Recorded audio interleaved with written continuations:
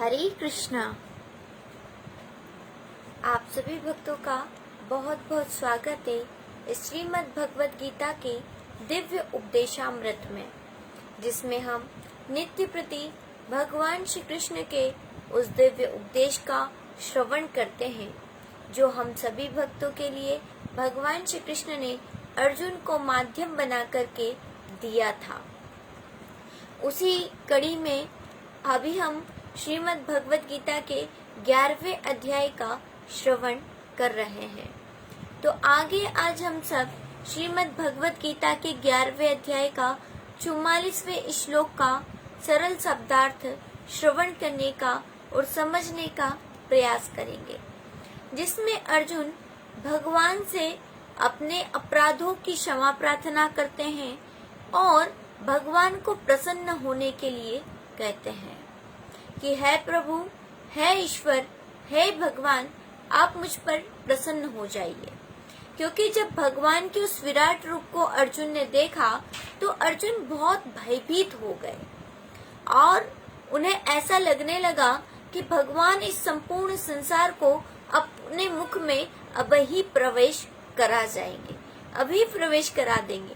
तो अर्जुन भगवान से प्रार्थना करते हैं कि हे प्रभु, मैंने आपके इस ईश्वरी स्वरूप को देखा और अब तक मैं आपको नहीं जानता था, इसलिए मैंने आपके प्रति कई अपराध किए हैं, कई गलतियां की हैं। और क्या अपराध किए हैं? कभी मैंने आपको कृष्ण कहकर बुलाया, कभी मैंने आपको हे यादव कहकर बुलाया, कभी मैंने आपको हे सखा कहकर के बुलाया। कई बार मैंने आपको कई शब्दों के लिए प्रयोग किए। मैंने विहार करते समय, भोजन करते समय, उठते बैठते समय कई बार आपका अपमान किया है। तो उन सभी अपराधों की क्षमा प्रार्थना अर्जुन भगवान श्री कृष्ण से करते हैं, क्योंकि अर्जुन जान चुके हैं कि जो ईश्वर, जो भगवान मेरे समक्ष खड़े हैं, वो सर्वशक्तिमान, सर्वाधार, जगत के स्वामी, जगन्नाथ, वही भगवान उनके समक्ष खड़े हैं, वही जगदीश्वर खड़े हैं। तो जब उन्हें देखा तो उन्हें अनजाने में अपना मित्र समझ करके, अपना बंधु समझ करके अर्जुन ने कई बार कई अपराध किए थे। उन्हीं की प्रार्थना करके उन्हीं से क्षमा प्रार्थना करते हैं। तो आइए, कल के श्लोक में हमने और पूर्व के श्लोकों में हमने श्रवण किया था कि किस प्रकार से भगवान की वंदना अर्जुन कर रहे हैं, किस प्रकार से भगवान की प्रार्थना जो है अर्जुन कर रहे हैं। उनके विराट रूप की प्रार्थना की, उसके विराट रूप में, भगवान के विराट रूप में जो जो अर्जुन ने देखा था, उन सभी बातों का अर्जुन ने वर्णन किया। जो जो देखा उसका अक्षरशः वर्णन किया। इसके पश्चात अर्जुन ने जो नहीं देखा वो भी वर्णन किया, जो अनुभव किया अब तक कि भगवान ही जो है सर्वाधार है, भगवान ही ऋषि मुनियों द्वारा, सिद्ध गणों के द्वारा, देवताओं के द्वारा स्तुति की जा रहे हैं, और जो भगवान के नाम गुण कीर्तन कर रहे हैं वो ही इस जगत में हर्षित हो रहे हैं और अनुराग को भी प्राप्त हो रहे हैं। ये अर्जुन ने देखा।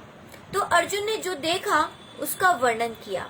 फिर जब अर्जुन बहुत अधिक भावुक हो गए कि वही परमपिता परमेश्वर, वही जगदीश्वर, वही ईश्वर मेरे समक्ष आ गए हैं, तो अर्जुन के अंदर एक भाव का, एक प्रेम का कहते हैं कि एक भाव फूट पड़ा। और वो जब भाव फूटा तो वो भाव प्रार्थना के रूप में बाहर निकल करके आया। हम जब देखते हैं कि भगवान के प्रति हमारा जब बहुत अधिक भाव प्रादुर्भित होता है या उद्भित होता है, तब एक भक्त भगवान की प्रार्थना करने लगता है और वो अनेक अनेक दिव्य स्रोतों के द्वारा भगवान की स्तुति करता है। उदाहरण के लिए हम सब देख सकते हैं कि जब ध्रुव जी महाराज के समक्ष भगवान आए तो ध्रुव जी महाराज भी पहले तो दर्शन करते ही रह गए, देखते ही रह गए, कुछ भी न कह सके, एक शब्द भी न कह सके। लेकिन जब भगवान ने उनके दिव्य शंख को कपोलों से लगा दिया, उनके गालों से लगा दिया, तब वे दिव्य स्रोतों के द्वारा भगवान की स्तुति करने लगे। जब भगवान ध्रुव जी महाराज के समक्ष आए थे तब ध्रुव जी महाराज भी भगवान की स्तुति करना चाहते थे, क्योंकि जब हमारे समक्ष वो आ जाए जिनसे हम मिलना चाहते हैं, जिनसे मिलने की तड़प हमारे हृदय में हो, और जब वो हमारे समक्ष आ जाए तब एक शब्दों का, हमारे भावों का जो उद्गार है वो निकल के आता है, वो जो प्रस्तुपित होता है उसकी बात ही अलग हो जाती है। तो वो अलग अलग रूपों में आता है हम सबके समक्ष। कभी वो आता है स्तोत्रों के रूप में समक्ष आता है, कभी वो दिव्य स्तुति के रूप में समक्ष आता है, कभी वो बड़ाई के रूप में सामने आता है, तो कभी वो आंसू बन करके समक्ष निकल करके आता है, तो कभी वह दिव्य शब्दों के रूप में आता है। तो यहाँ पर जो अर्जुन जो है भगवान को दिव्य स्तोत्रों के रूप में, उन्हीं बातों को जो है दिव्य स्तोत्रों के रूप में छोड़ रहे हैं। तो यहाँ पर हम सब देखेंगे कि किस प्रकार से अर्जुन जो है प्रार्थना कर रहे हैं कि है प्रभु, अब आपने अपना विराट स्वरूप का दर्शन तो करा दिया, लेकिन अब मेरे अपराधों को क्षमा करके आप जो है दिव्य स्तोत्रों के द्वारा प्रसन्न हो जाइए और मुझे अपना विराट स्वरूप का दर्शन छोड़ करके अब अपने दिव्य चतुर्भुज रूप का दर्शन कराइए। यही प्रार्थना अर्जुन करते हैं कि अब आप मुझे अपने चतुर्भुज रूप का दर्शन कराइए। तो आइए हम सब देखते हैं श्रीमद् भगवद गीता के 11वें अध्याय का 44वां श्लोक।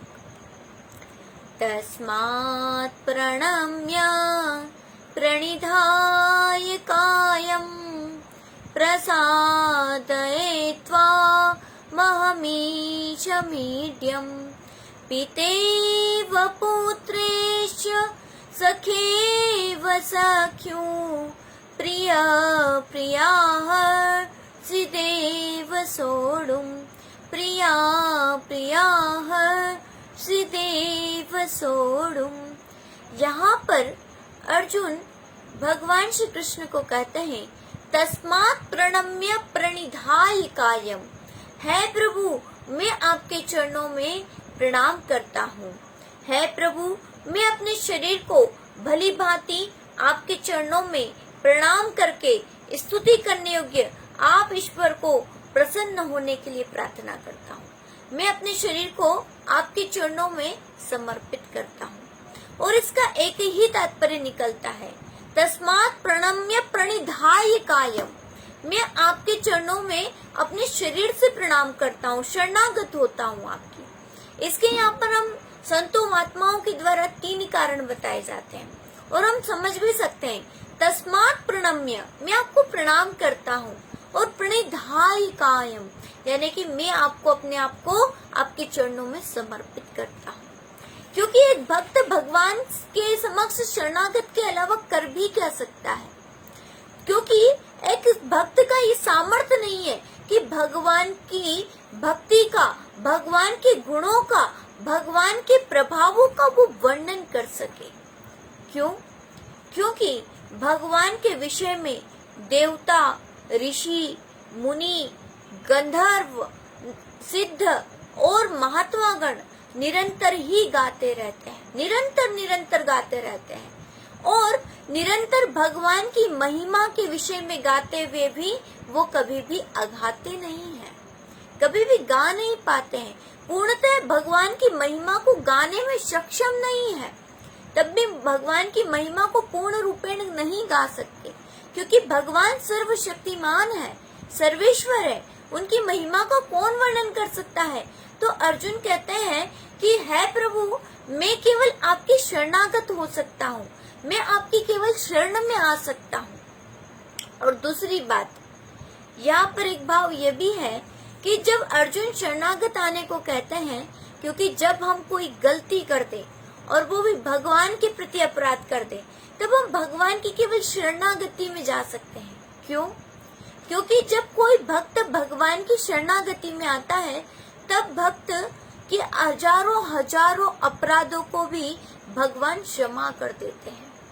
भगवान कहते हैं, श्रीमद् भागवतम में भी ये चर्चा आती है कि भगवान की शरणागति में कोई कितनी भी अपराध करने वाला, गो ब्राह्मणों के प्रति भी अगर कोई अपराध कर दे, इतना बड़ा जघन्य अपराध जिसके को भगवान कभी क्षमा नहीं करते हैं, लेकिन कोई इतना बड़ा अपराध भी कर दे और तब भी अगर भगवान की शरणागति में आता है तब भगवान उसे क्षमा कर देते हैं। शरणागति में आए हुए भक्तों को भगवान सदैव ही स्थान देते हैं। और ये बात हम सब रामायण के एक भाग से जानते हैं कि अगर दुश्मन का भाई भी भगवान की शरणागति में आए हैं, विभीषण जी महाराज भी आए हैं, अन्य सब लोग कहते हैं कि दुश्मन पर विचार नहीं, दुश्मन को हमें स्थान नहीं देना चाहिए, उस पर विश्वास नहीं कर लेना चाहिए, हमें उनको नहीं रखना चाहिए।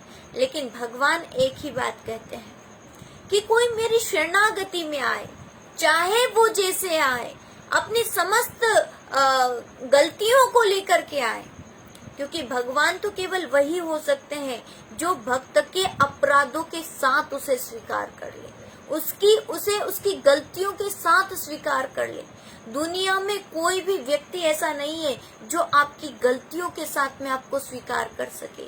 दुनिया में कोई भी ऐसा व्यक्ति नहीं है जो कि आपने उनके प्रति अपराध किया हो फिर भी वो आपको स्वीकार कर सके। भगवान ही ऐसे हैं जिनके प्रति हमने अपराध किए हुए हो, हम चाहे जैसे भी हो, लेकिन भगवान हमें स्वीकार करते हैं। चाहे हमारी क्षमता ना हो, हम कोई कार्य ऐसे नहीं करते जिससे भगवान हमें स्वीकार कर सके।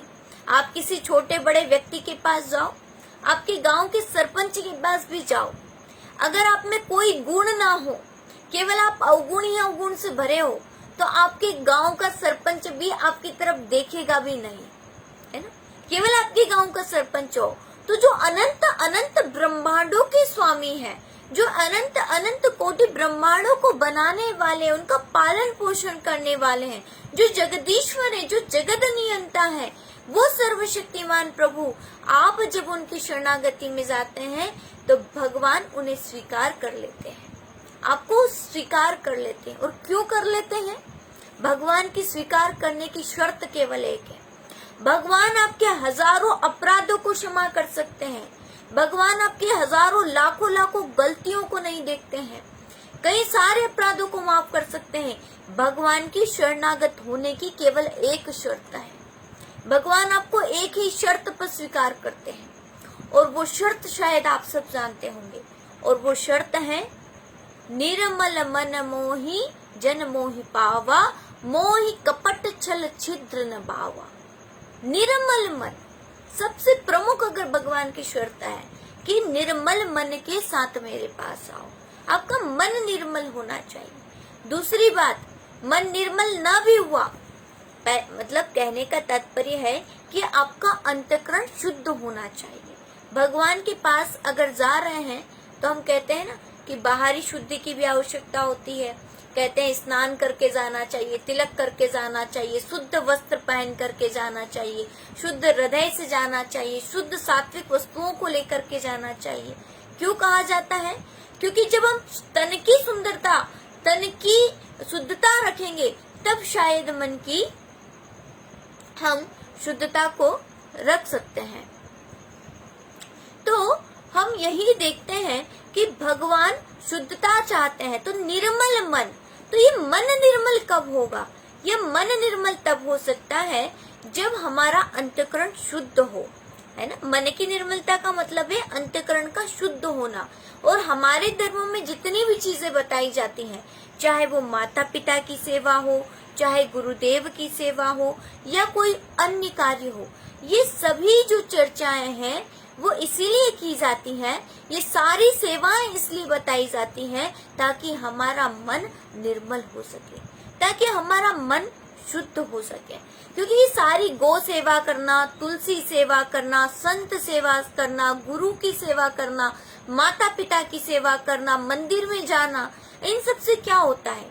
इन सारे कार्यों से हमारा हृदय शुद्ध होता है, निर्मल मन होता है। दूसरी बात कि मोहि कपट छल छिद्र न भावा। भगवान को कपट, छल, हम जो कपट करते हैं, जो कोई किसी से कपट करता हो, मन में कोई और भाव है और ऊपर से कुछ और बोलता हो, है ना। संत की पहचान ही यही है कि वो मन, वचन और कर्म से एक होता है। जो मन में सोचता है वही वचनों से कहता है और वही अपने कर्मों में करता है। ये संत की पहचान है। तो भगवान कह रहे कपटी नहीं होना चाहिए। कपटी का मतलब है ऊपर से बोले राम राम और अंदर में कुछ और चल रहा है, अंदर में कपट चल रहा है। तो ये भगवान को पसंद नहीं है। तो भगवान केवल एक ही बात कहते हैं कि आपके अंदर अगर हजार हजार गलतियां हैं तो उन हजार गलतियों को भगवान के समक्ष चरणों में समर्पित कर दो। हाँ प्रभु, मेरे अंदर गलतियां हैं, मैं उन्हें स्वीकार करता हूँ। ऐसा नहीं कि गलतियां तो खूब भरी पड़ी हैं, लेकिन हम उन्हें भगवान के समक्ष कहते हैं ना, सदगुरु वैद्य, सदगुरु के पास जा रहे हो, वेद के पास जा रहे हो, तो कोई बात छुपानी नहीं चाहिए। जितना जो हमारे अंदर गलतियां हैं उन्हें उनके समक्ष प्रकट कर देना चाहिए, उनके समक्ष प्रकट कर देना चाहिए। और यही भगवान की शरणागति होने की शर्त है कि अगर भगवान की शरणागति भी हम सब होना चाहते हैं तो भगवान की शरणागति होने के लिए हमें कपट को त्याग करके हम जैसे हैं वैसे के वैसे भगवान के पास चले जाओ। और विभीषण जी महाराज के पास में यही एक विशेषता थी। हो सकता है उनका मन निर्मल हो या ना हो, लेकिन उनके पास में कपट नहीं था। बस इस एक विशेषता को देख करके भगवान ने उन्हें स्वीकार कर लिया। वो चाहते तो अपना परिचय दे सकते थे। क्या परिचय दे सकते थे? एक सुंदर परिचय दे सकते थे कि हम विश्वश्रवा के पुत्र हैं, लेकिन उन्होंने ये परिचय नहीं दिया। उन्होंने क्या परिचय दिया कि हम तो जो रावण है, लंकाधिपति रावण, अपने दुश्मन का है ना, दुश्मन का परिचय दिया। और अपने दुश्मन का परिचय देकर के कहा कि मैं उनका भाई हूँ। और आप सोच रहे कि चलो ठीक है, रावण का भाई है तो पंडित, है तो ब्राह्मण, लेकिन कैसा निशाचर वंश, राक्षस प्रवृत्ति है हमारी। न गुण अच्छे हैं, न कर्म अच्छे हैं, कुछ भी अच्छा नहीं है ना, नहीं भ्राता अच्छा है, दुश्मन के दुश्मन का भाई हूँ मैं। तो इस तरह से विभीषण जी महाराज जैसे थे वैसे भगवान के समक्ष आए और भगवान ने उन्हें स्वीकार कर लिया। तो भगवान की शरणागति की हम देख सकते हैं कि एक ही शर्त है कि कपट को त्याग करके भगवान की शरणागति में जाओ। जब आपके हृदय में कपट नहीं है, सरलता है, तो भगवान हमें स्वीकार कर लेते हैं। संसार स्वीकार नहीं करता। संसार को सरलता नहीं चाहिए, संसार को कपट चाहिए। संसार को चाहिए कि आप किस तरह से उन्हें छल सकते हैं, किस तरह से आप क्या कर सकते हैं। लेकिन भगवान को चाहिए कि निर्मल मन, केवल निर्मल मन, शुद्ध मन चाहिए। भगवान के सामने हम शुद्ध मन के साथ में चले जाएं, भगवान हमें स्वीकार करेंगे। तो दूसरी बात कि अर्जुन कर भी क्या सकता था, भगवान की शरणागति में ही जा सकता था, जिससे भगवान सारे अपराधों को क्षमा कर दे। और तीसरी बात है कि भगवान तो शरणागत वत्सल है, भगवान तो शरणागत को सदैव स्थान देते हैं। तो अर्जुन को लगता है कि मैंने जो कुछ भी अपराध किए हैं, भगवान शरणागत वत्सल है तो मुझे अवश्य ही स्थान देंगे।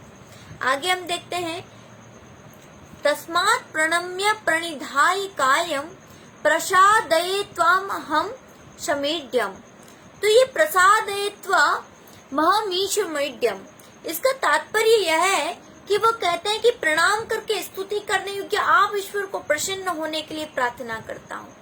अर्जुन कहते हैं कि भगवान आप ही स्तुति करने योग्य हैं, आपके अलावा स्तुति करने योग्य कोई और हो ही कैसे सकता है। क्यों? क्योंकि पिताओं के भी पिता आप हैं। प्रजापतिस्त्वं प्रपितामहश्च, क्या कहा? वायुर यमो अग्नि वरुणः शशांक प्रजापतिस्त्वं प्रपितामहश्च। वायु अग्नि वरुण शशांक प्रजापति ब्रह्मा और उनके भी पिता आप हैं। फिर कल के श्लोक में हमने देखा पितासि लोकस्य चराचरस्य, आप संपूर्ण जगत के पितामह हैं। और गुरुर गरीयान, आप ही सबके गुरु हैं।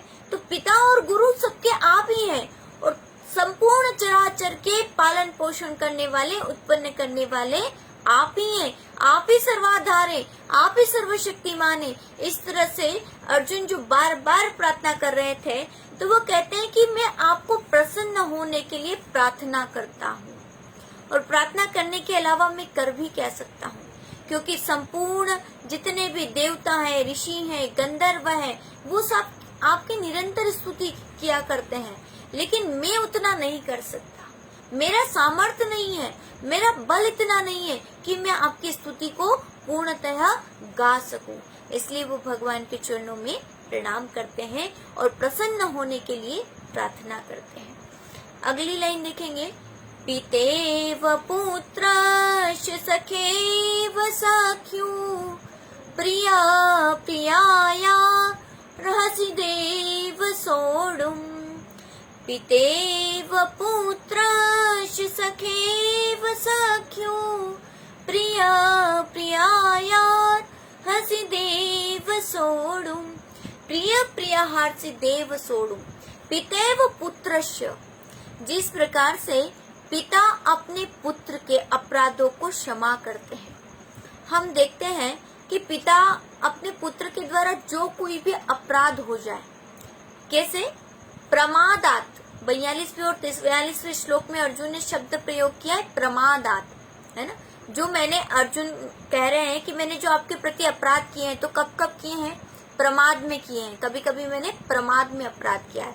प्रमादात, प्रणयेन और प्रमेयम, 3 प्रकार से कोई व्यक्ति किसी से अपराध करता है और उन तीनों ही प्रकारों का अर्जुन ने वर्णन किया है। जैसे कोई पिता अपने पुत्र का अपराध कर देता है, तो कैसे कर देता है? तो उन्होंने कहा कि जैसे मैंने कभी कभी क्या किया कि आप, एक पिता पुत्र का अपराध कैसे कर देता है कि जैसे पुत्र अपने पिता की गोद में अगर पुत्र बैठा हो तो पुत्र क्या करता है, कभी पिता को लात मारता है, कभी उनकी दाढ़ी खींचता है, तो कभी उनको जो है मलमूत्र भी उनकी के ऊपर विसर्जन कर देता है। इस प्रकार से कई एक अपराध करता है। तो अर्जुन ने क्या अपराध गिनाया कि मैंने कभी कभी आपको यादव कहा, हे यादव, हे कृष्ण, हे यादव, हे सकेती, मैंने आपको केवल कृष्ण नाम से पुकारा, है ना। ये मैंने आपके प्रति अपराध किया है। मैंने आपको, क्योंकि आप तो सर्वाधार हैं, सबके आधार हैं, सबके नियंता हैं, जगदीश्वर हैं, और मैंने आपको केवल एक पिता के समान, आपको सम्मानजनक में देखा, केवल सम्मान के योग्य समझा, इसलिए मैं आपसे क्षमा याचना करता हूँ। एक पिता पुत्र से जैसे क्षमा प्रार्थना करता है, वैसे मैं आपसे क्षमा प्रार्थना करता हूँ। दूसरी बात, अर्जुन ने कहा पितेव पुत्रस्य सखेव सख्यु। दूसरा अपराध होता है, एक तो पिता जैसे पुत्र के प्रति अपराध कर देता है, ये अपमान में होता है, यानी कि गलती से होता है, या इसको कह सकते हैं हम अज्ञानता में अपराध। जो अज्ञानता में, जैसे हम किसी के महत्व को नहीं जानते हो, किसी की शक्ति को नहीं जानते हो, तो हम अज्ञानता के वश, भूलवश उनसे बहस कर बैठते हैं, उनसे कुछ कह बैठते हैं, तो ये क्या कहलाते हैं? अज्ञानता के वश होता है।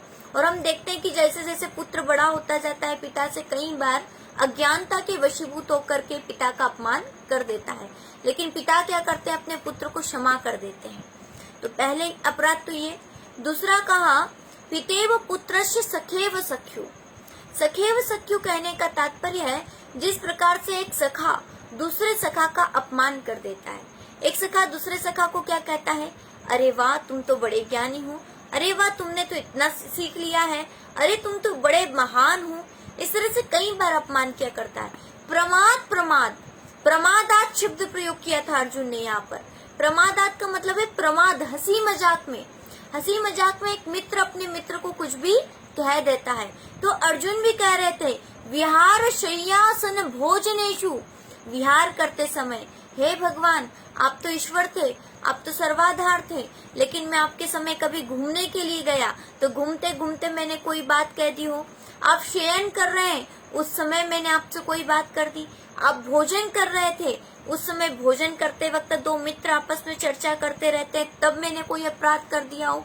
भोजनेषु यानी कि इस तरह से मैंने कई जगहों पर आपके प्रति कई अपराध कर दिए होंगे। विहार शय्यासन भोजनेषु, मतलब जितना सम्मान देना चाहिए उतना सम्मान न भी दिया जाए तो उसे अपराधी कहते हैं। तो विहार शय्यासन भोजनेषु, उन समस्त अपराधों को अर्जुन याद करते हैं और यही कहते हैं कि है प्रभु, एक सखा के रूप में मैंने आपसे संबंध जोड़ा था, तो एक सखा के रूप में मैंने जो कुछ भी अपराध किए हैं उनके लिए मैं आपसे क्षमा प्रार्थना करता हूँ। फिर आगे कहा प्रियाया प्रिय प्रियाया हर्षि देव सोड़ुम। प्रिय प्रियाया यानी कि जिस प्रकार से एक पति अपनी पत्नी के अपराधों का क्षमा करते हैं, कैसे करते हैं? प्रिय प्रियाया यानी कि प्रेम के वशीभूत होकर के। एक पत्नी अपने जीवन में कई गलतियां करती है अपने पति के प्रति, जैसे कि हम देख सकते हैं कि एक धर्मशास्त्रों के अनुसार पत्नी को पति की अवज्ञा करने का कोई अधिकार नहीं होता है। उनकी आज्ञा का अक्षरशः पालन करने का धर्म होता है। लेकिन कई बार हम देखते हैं कि पत्नी कई बातों में अपने पति से प्रेम से कई बार उनकी अवज्ञा करती हैं और कई बार उनसे किसी वस्तु के लिए जिद करती हैं। जैसे कि हम सब देख सकते हैं कि माता सती का एक उदाहरण, हम छोटा सा उदाहरण लेंगे। वैसे तो भगवान की चर्चाओं को हम बीच में नहीं ला सकते, लेकिन एक उदाहरण है कि माता सती भी जब भगवान भोलेनाथ उन्हें मना कर देते हैं, लेकिन फिर भी माता सती भगवान को प्रणाम करके कि भगवान आप न भी जाएं तो भी मुझे तो आज्ञा दे तो मैं जाऊं, है ना।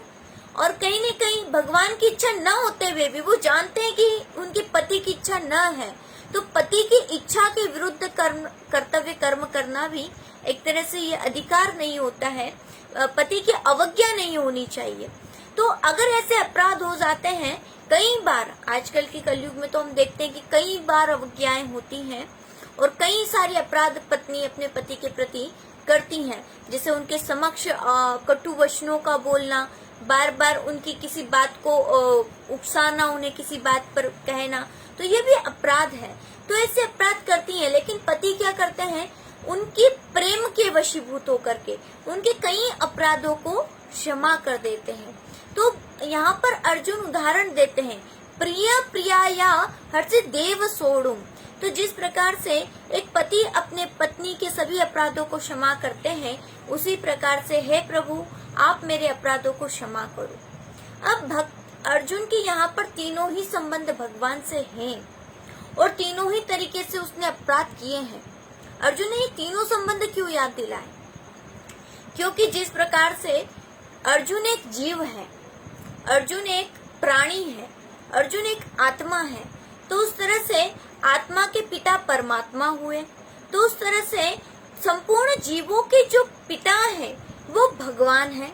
जैसा कि भगवान ने पहले भी कहा है, पिता महर्षि मैं ही सबका पिता हूँ, है ना।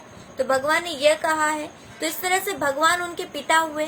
तो एक पिता जैसे पुत्र के अपराध को क्षमा कर देते, तो हे भगवान आप में पुत्र के समान हूँ और आप पिता के समान हैं, तो इसलिए आप मेरे अपराधों को क्षमा कर दो।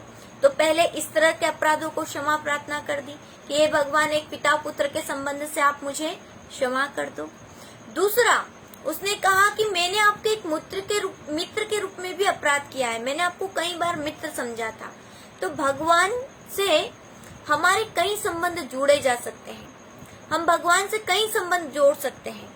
पति पत्नी का, प्रेमी प्रेमिका का संबंध जोड़ सकते हैं, माता और पिता का संबंध, माता का संबंध जोड़ सकते हैं, माता पुत्र का, पिता पुत्र का संबंध जोड़ सकते हैं, गुरु शिष्य का संबंध हम भगवान से जोड़ सकते हैं, है ना। और भगवान से हम एक सखा और मित्र का भी संबंध हम भगवान से जोड़ सकते हैं। और अंतिम संबंध है जो मीराबाई ने जोड़ा था, पत्नी पति और पत्नी का, ये संबंध भी भगवान से जोड़ा जा सकता है। सखा और मित्री का संबंध जोड़ा जा सकता है भगवान से, पति पत्नी का संबंध जोड़ा जा सकता है भगवान से, पिता पुत्र का संबंध जोड़ा जा सकता है, गुरु शिष्य का संबंध जोड़ा जा सकता है। ये सारे ही संबंध भगवान से जोड़े जा सकते हैं। और अर्जुन के यहाँ पर 3 संबंध है, तो अर्जुन सभी संबंधों के रूप में भगवान से क्षमा प्रार्थना करते हैं। और देखा जाए तो सभी के स्वामी, जगत के पति, जगदीश्वर भगवान ही है। इसलिए अर्जुन कहते हैं कि जिस प्रकार से एक पति अपने पत्नी के सभी अपराधों को क्षमा करते हैं, उसी प्रकार से हे प्रभु आप मेरे अपराधों को क्षमा कर दो और आप प्रसन्न हो जाइए। तो इसका हम अर्थ श्रीमद् भगवद गीता से पढ़ेंगे, गीता प्रेस गोरखपुर से पढ़ेंगे, जैसा कि इसमें तात्पर्य स्पष्टता बताया। ये तो हमने श्लोक के अनुसार देखा था कि क्या इसका अर्थ निकलता है, लेकिन अब हम अक्षरशः वैसा ही अर्थ पढ़ेंगे जैसा कि श्रीमद् भगवद गीता प्रेस गोरखपुर में दे रखा है।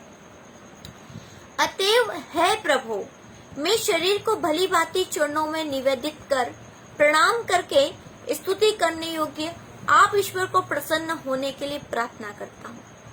भगवान को प्रसन्न करने का एक तरीका है, वो है शरणागति।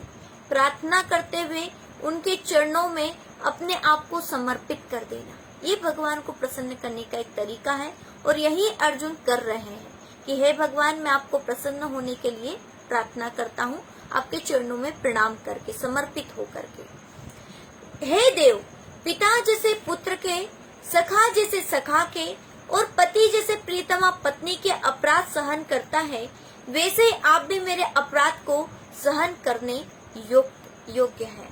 तो है प्रभु, जिस प्रकार से आपने सारे अपराधों को जो है क्षमा करते हैं, उसी प्रकार से आप मेरे अपराधों को क्षमा करो। तो आइए हम सब जो हैं भगवान से अपने अपराधों को भी क्षमा प्रार्थना करते हैं। हम भी यही प्रार्थना करते हैं कि भगवान हमारे अपराधों को क्षमा करें।